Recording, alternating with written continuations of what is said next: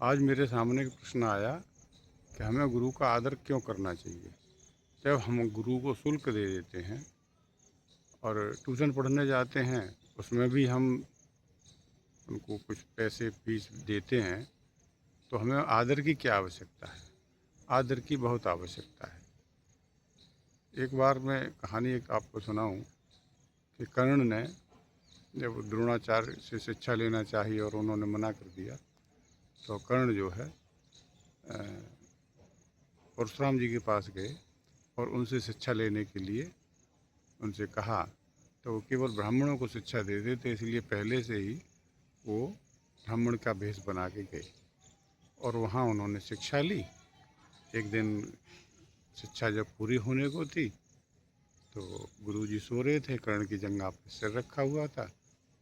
नीचे से कोई नुकीली चीज़ चुभी और कर्ण के चुभी और उसमें से रक्तस्राव होने लगा। कर्ण ने उनको जगाया नहीं। जब गुरुजी की निंद्रा जागी, पता चला खड़े होने पर कि कर्ण के खून निकला हुआ है। रक्त देखा तो गुरुजी ने कहा ये क्या है, कि नहीं गुरुजी कुछ हो गया होगा। उन्होंने ऐसे ही अ, टालना चाहा बात को, लेकिन गुरुजी ने कहा कि तू क्षत्रिय नहीं है, सॉरी ब्राह्मण नहीं है, तू क्षत्रिय है। क्योंकि ब्राह्मण इतनी वेदना नहीं सहन कर सकता, उसका खून पतला होता है और वो मुझे जगा देता, और तूने मुझे जगाया नहीं, इसका अर्थ यह है कि तू ब्राह्मण नहीं है। और वो बात खुल गई, उसको स्वीकार करनी पड़ी, बता दी, सब बात बताई, पूरी बात बताई। तो परशुराम जी ने कहा कि ठीक है, तूने शिक्षा प्राप्त कर ली, लेकिन जीवन के अंत समय में जब तू इस शिक्षा का प्रयोग करना चाहेगा तो ये तेरे काम नहीं आएगी।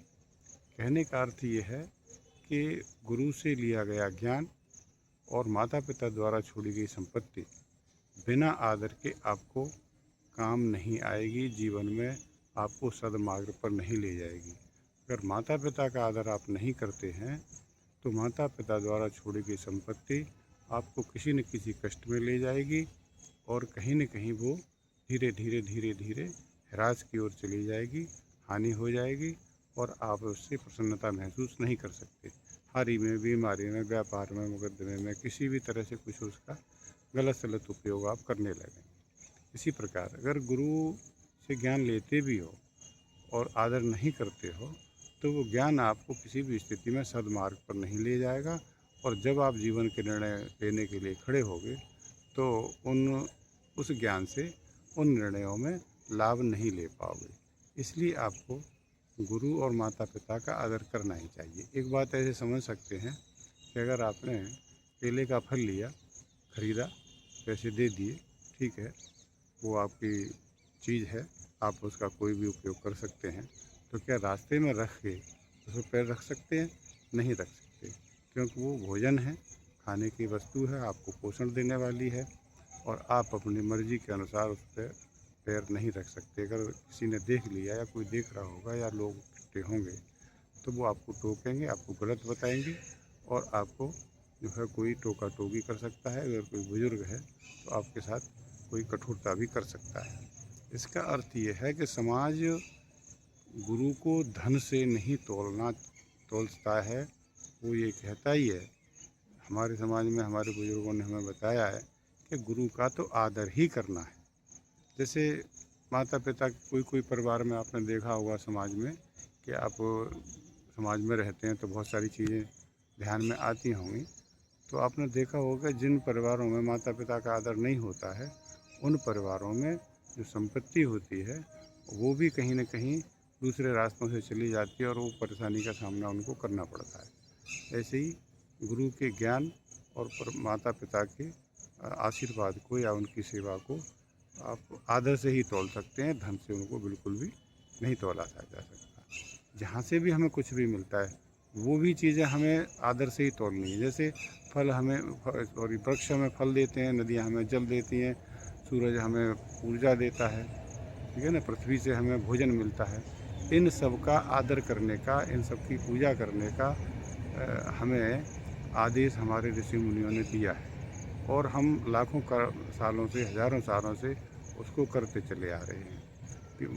वृक्षों की पूजा होती है, पशुओं की पूजा होती है, पक्षियों की पूजा होती है। विशेष मौक़ों पर एक-एक दिन, 2-2 दिन सबके लिए होता है, यहाँ तक कि साँपों की पूजा करने का नाग पंचमी के दिन बताया। यानी कि कोई भी चीज़ जो हमें हमारे आस-पास दिखती है, उनको सब का आदर करने के लिए बताया है, जबकि 3 तो हमारे परम तत्व हैं। अगली बात मैं कहना चाहूँगा कि गुरु एक अकेला नहीं है, 2 तरह के होते हैं।